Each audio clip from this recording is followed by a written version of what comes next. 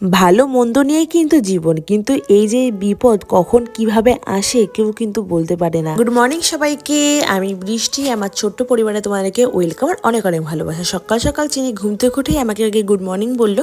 তারপরে এই দিকে দেখো, আমার জানলার পাশে একটা পেয়ারা গাছ আছে, মানে এটা আমাদের পেয়ারা গাছ না, পাশের বাড়ির একটা পেয়ারা গাছ। আর এই পেয়ারা গাছের পেয়ারাগুলো কিন্তু আমরাই খাই। আমরা শুধু খাই না, কিন্তু এই যে আমার ছোট্ট কাঠবিড়ালিটাও কিন্তু খাই। তারপরে দেখো নিচে চলে এলাম, আর নিচে এসে দেখো আমার লক্ষ্মী মার মুখটা তো কিন্তু একদম হাসি হাসি। কেন জানো হাসি হাসি? কদিন তো তার মুখের দিকে তাকানোই যাচ্ছিল না, খুব রাগ করেছিল জানো। সেই হোলির পর থেকে আর তাকে স্নান করানো হয় না, নতুন শাড়ি পরানো হয় না, ওর জন্য কিন্তু মুখটা কিন্তু খুব খারাপ হয়েছিল। যেই বৃহস্পতিবার থেকে স্নান করিয়েছি, নতুন শাড়ি পরিয়েছি, সেই থেকে তার আর হাসি আর কমছে না জানো তো।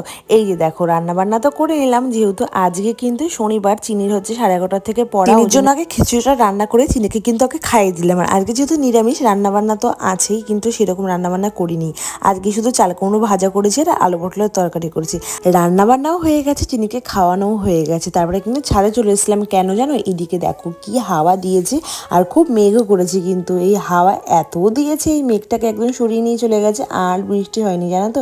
ভেবেছিলাম কি বৃষ্টি হবে, ওর জন্য কিন্তু একটু ছাদে চলে এসেছিলাম, চিনিকে নিয়ে একটু বৃষ্টিতে ভিজবো।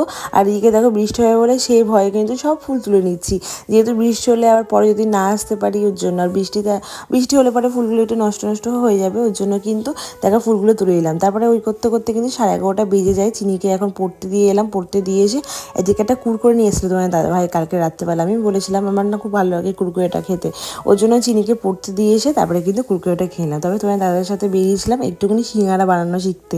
আসলে ভেবেছি একটা দোকান দেবো জানো তো সিঙ্গারার, ওর জন্য একটু শিখতে চলে এলাম। তা শুধু শুধু খালি মুখে বসে থাকবো, এদিকে হচ্ছে দেখো দই খেয়ে নিলাম, দই খাচ্ছি, আর এদিকে কিন্তু সিঙ্গারা বানানো শিখছি আর কি।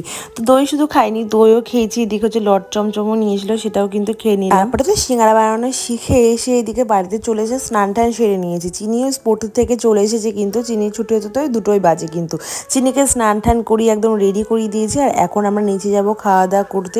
খাওয়া দাওয়া করে এসে এদিকে একটু রেস্ট নিয়ে কিন্তু রেডি হয়ে গেছি জানো তো। এখন যাবো হচ্ছে তিরবিনি, মানে আমার পিসি বাড়িতে জানো তো।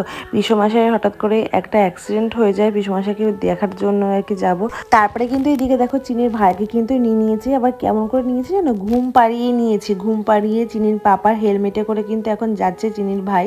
সত্যি মানুষের বিপদ আপদ যে কিভাবে আসবে কেউ কিন্তু বলতে পারে না। এই যে আমরা গাড়ি করে যাচ্ছি ঠিকই, কিন্তু খুব একটা টেনশনও আছে, একটা ভয়ও আছে না তো, যে ঠিক মতন পৌঁছাতে পারবো নাকি, এরকম একটা তো টেনশন থাকেই। তারপরে দেখো তোমার দাদাভাই একটা খুব সুন্দর জায়গায় নিয়ে এলো জানো তো, মানে আমার পিসি বাড়ির ওখানে আর কি। এটা কি বাঁশবিড়ি না কি বীজ বলে, সেখানে আমি কখনো আসিনি।